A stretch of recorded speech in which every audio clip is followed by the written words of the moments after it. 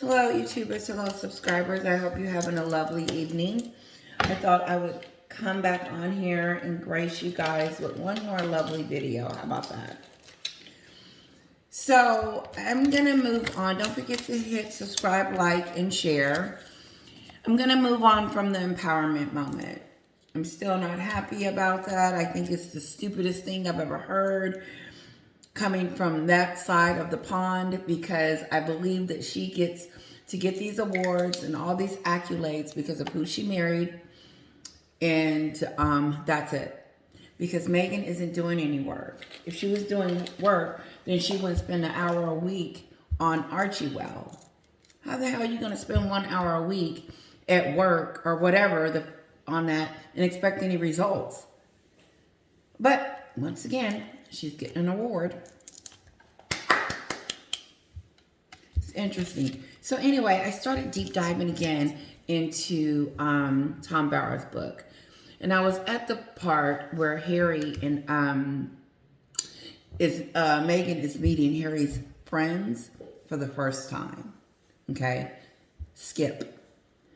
So, according to Tom Bower, Skip was one of his closest friends. And so they were out for the first time. And when they met Meghan, they were highly disappointed. They felt like she was acting like a princess, like she was better than them, like she didn't want to be around them, like they were classless. She didn't laugh at any of their jokes. She was rude. And Harry also had anger outbursts. So, according to Tom Bower, Skip went to go have a conversation with William to let William know, hey man, this woman, Meghan, that your brother is dating, I don't think she's good for him. He's changing. He's angry. He's upset all the time. And then she's uptight and not very friendly and off-putting. Who else said that about her? Rebel Wilson said it too about Meghan. Said that she was rude and off-putting and not very, likable. She's one of those people when you meet for the first time, she kind of look at you, probably like stare at you like you're a bug on the wall and why are you even in my presence? Like she feels like she's better than you instantly. Like you need to be bowing down to me. Or, who are you? Like why are you wasting my time? So Meghan was just setting the tone with Skip to let Skip know that I'm here now and it's over. And just in case you didn't know, you will find out very, very soon that Harry belongs to me now. He's not going to be you guys' friend anymore. I'm going to separate you from him. Not just distance-wise, but also over the phone, over going out to eat with Harry. Any social setting with Harry, it's not going to work. Meghan wanted to make sure that when she separated Harry from his friends and family and all that he knew, that he was cutting all ties with that. Because she cannot stand them having an opinion about her, good or bad. And she wanted full control over Harry. She wants full control over Harry. She wants to tell him what he can and cannot do. And so during that first meeting with Skip and the rest of the people, it set the tone that Meghan was going to be a bitch and that Harry wasn't going to be able to come outside and play anymore with them because he is now got into an entanglement with a narcissist, a manipulator, someone that is hell-bent on making a career, a life, a stable situation for herself through Harry. And not that she wasn't stable, but like everyone keeps saying in the news right now, Meghan thought that Harry had a lot more money than he did, and he didn't. And she wasn't that very happy when she found out that he didn't have the money that she thought he would have. That's going on right now. And so, with that said, that Skip moment just reminded me of when, how she was trying to separate everyone that had ties to Harry. Meghan wanted full control. In order for her to have full control, she's got to kick out the riffraff, as she would call them, and get rid of anything that would make Harry have an opinion other than her opinion. And so the royal family was her biggest target. And so she knew she had to use something big like suicide for Harry to make a decision to want to move away from his family. I don't know. But it was a pretty big blow when she told on the Oprah show that while she was pregnant with Archie and she was lonely and she wanted to go out with her friends, but they were telling her that she couldn't go out with her friends. But like we all saw, she got on a plane and flew to New York for 3 days and had a whole baby shower. She was hanging out with friends. She was, when she said that she couldn't go eat with her friends, what friends? She didn't have any friends in London. And the friends that she had before she met Harry, she ghosted them. Remember Jennifer last week, Maloney? In her birthday, how she put out that snob against Meghan to let her know that you never was my friend, even though you were pretending to be. She couldn't call her. And then who was the supposed person that hooked her and Meghan and Harry up? I don't believe Meghan had any friends in London. I really don't.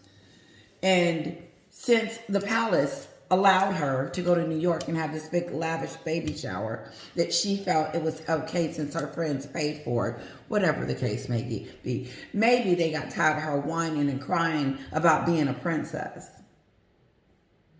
I don't know. She had it so hard, guys. She had it so hard.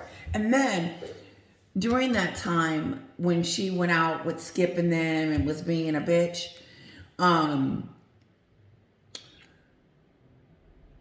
Harry, William, and Skip addressed Harry about the situation. And Skip told Harry, you might just need to slow down a little bit, get to know her. And William said, yeah, man, don't get in such a hurry. It took me a while to marry Kate just so I can get to know her and all of this other stuff. It didn't need to take 8 years, William.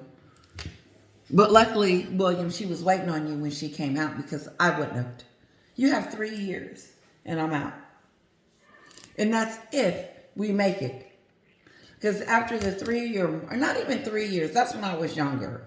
Probably older now, I would be like, no, you only got a few minutes to get. My point is that William waited a little long to ask Kate's hand in marriage. And he almost messed up and didn't get to marry the princess. What an idiot. That was one of William's idiot moments. Thinking the grass is greener on the other side, or waiting on something magical to happen. I don't know what the hell William was thinking. But Kate's beautiful. She's a queen. She's everything. She makes him look like a prince. Let's put it that way.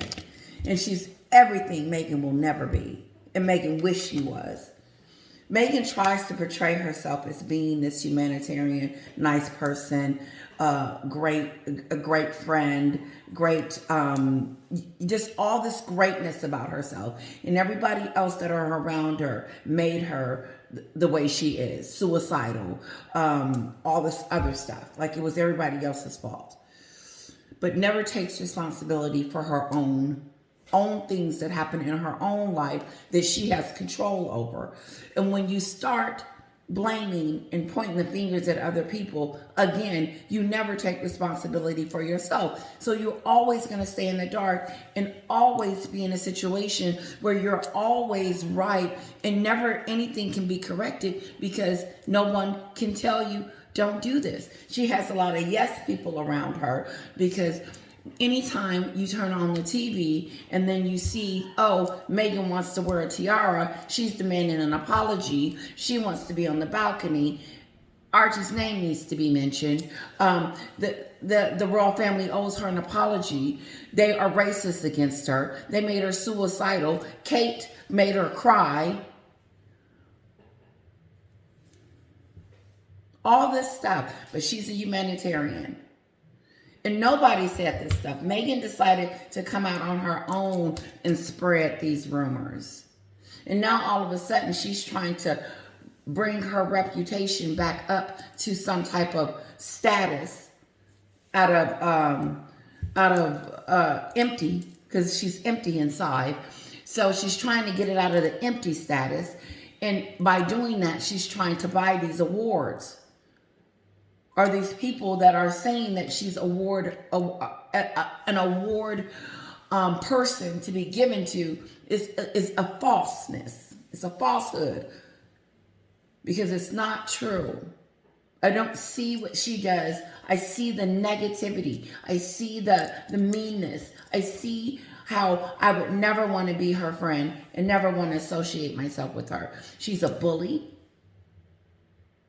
She tried to bully the royal family into giving them titles, into giving her an apology, into giving her security, into doing all this stuff. Since I was interrupted, I'm going to move on with my next subject. Okay, so I just thought that was very interesting in Tom Bower's book, and I'm going to continue to read it more and more and more. The most part I'm getting about Meghan is that she is trying to get the fast track to be, without doing the work, she is trying to get the accolades. Meghan is a very beautiful person, attractive and everything, and she managed to land her a prince. And she knew with that what she was going to do with it. She knew alone by herself, like Meghan Kelly said, you get a job at Deal or No Deal, but then you get in there and cash the check, and then after 2 or 3 years later, you want to talk negative about the television show. But you were there a year, and they paid your check.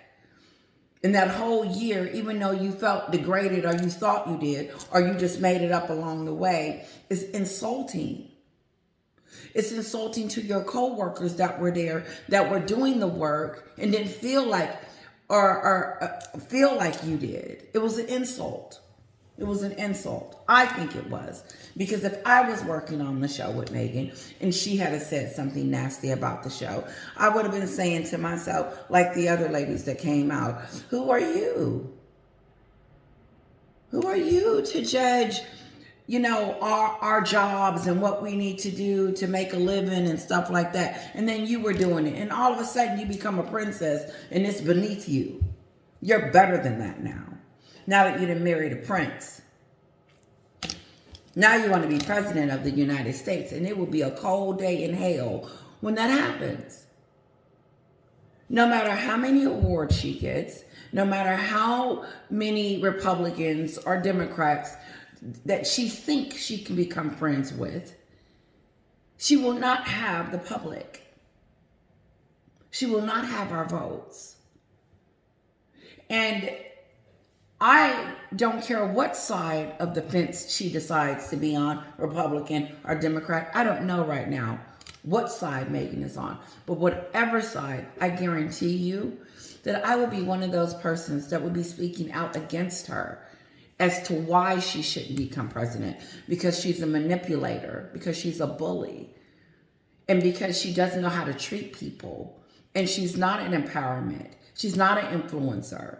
She's not this wavy person that she tries to show us on the outside. Her insides are rotten to the core. Because anytime you go around bashing both families at the same time, 15 minutes ago, and then all of a sudden she gets an award for empowerment, it just doesn't even sound right coming out of my mouth. It doesn't. It's shocking to know that these enablers, these people that are giving these awards out, Miss Foundation and so forth, are adding to issues with her that the public is already having.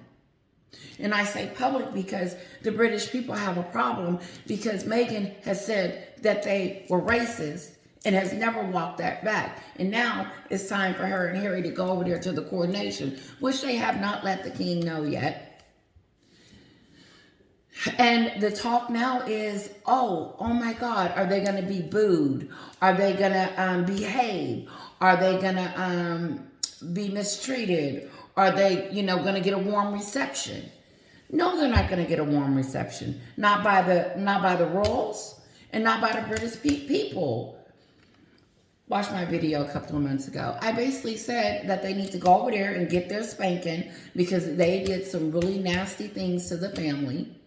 But they don't think so, which is so shocking because Harry's still running around talking about an apology for his wife for them mistreating her. I think it's insulting for him to even say that because Skip and William warned him that she was going to be a problem. And here's the kicker. Harry saw warning signs that this woman was a menace to society before he walked down the aisle with her. I want to talk about something Meghan Kelly said earlier today. I thought it was interesting. She called her a grifter. Grift. And I think there's a channel too that has the grifter. I know it is, but it's so much to know. But put it in my comments. Anyway, Meghan Kelly says this. She says she works 1 hour a week. She gets on TV and calls the royal family racist. Then turns around that same racist family and give titles to her kids. So now her kids have royal titles attached with her from a racist family. And a family that made her suicidal. Don't forget that. Because she was pregnant with Archie when she said she was lonely and suicidal. No, Meghan was ready to get the hell out of there. And that was her trump card to do it. And then they try to make it seem like the royal family were trying to keep them in London.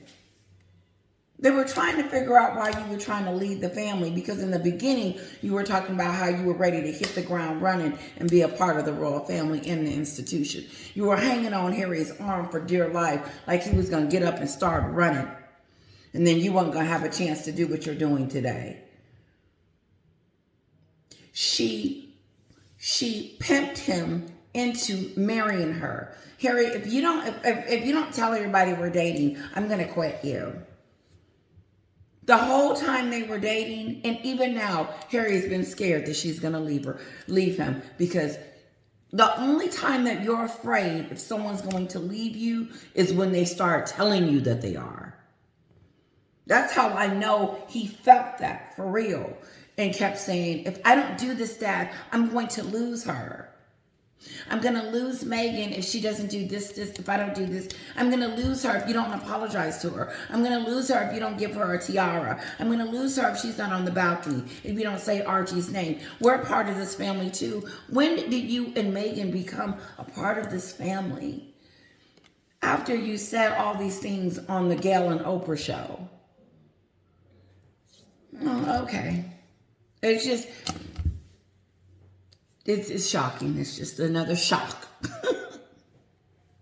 And so I like how Meghan Kelly breaks it down. I like how Meghan Kelly say, oh, she doesn't care about the tiara, but she make a fit about it in the book Spare.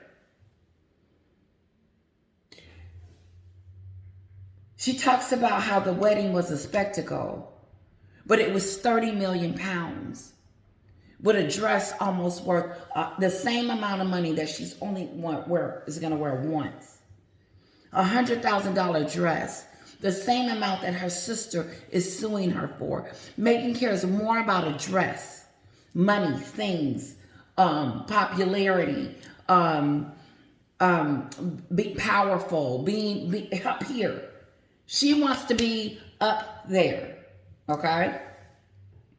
That's what she cares about most. And so her thing with Samantha in this lawsuit is that, oh, I got to get this off of here as quickly as we can. Can we dismiss this?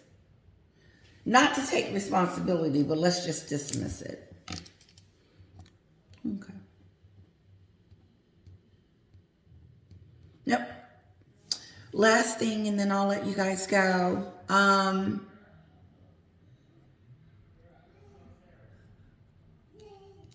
Okay, so this is a big thing about Meghan only working 1 hour a week.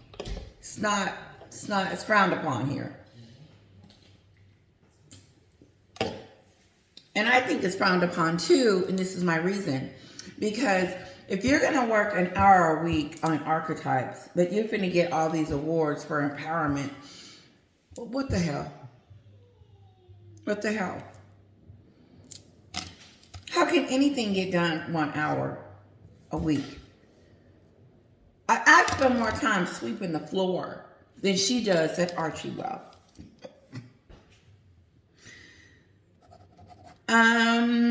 Last thing here. I think that's it, guys.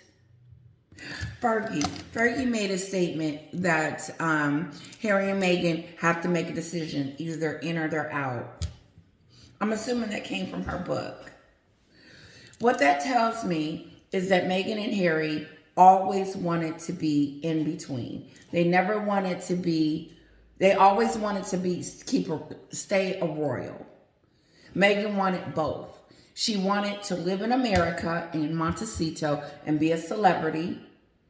And she also wants to be a royal, wear the tiara, all the clothes, run over there to the kingdom every few couple of times a year, show her face, look beautiful, stay relevant, act like she's a part of the institution.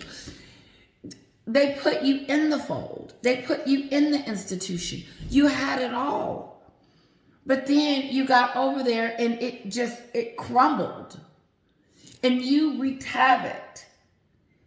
Every situation was never happy when it came to Meghan. It was always something. Every outing, every incident, every notion. I could pick an outing Meghan has been on. I'll tell you how that went down.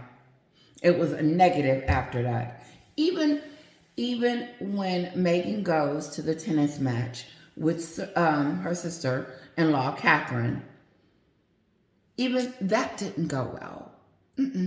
Catherine, I believe, was doing that as a peace offering. I think that they were bonding and everything else. No, they wasn't. Meghan was still holding on to what the tabloids was saying about her in the bridesmaid dresses, as if that was important. What is she thinking now with all the tabloids and the negative media? What is she thinking about this? About the backlash from the docuseries and Spare and Therapy and this stupid stuff. So Scobie keep telling us in that People magazine. I'm not a fan of People magazine anymore. I won't be picking up their magazine. Here's why. And I could be wrong. But I think she does need People magazine to help her with her PR and stuff like that. But I feel like they're just downright telling lies with her, with this humanitarian award, these awards that she's getting and what she did to deserve it. And if you notice, when you're reading different articles, they'll say, according to People magazine, Meghan is getting an award for Miss Foundation for doing all this humanitarian work and being an advocacy for this and that. Nope, Meghan just knows it sounds good. And it's going to get her one step closer to being powerful or getting more and more up there, because it's not just enough for being Harry's wife. Have a great one.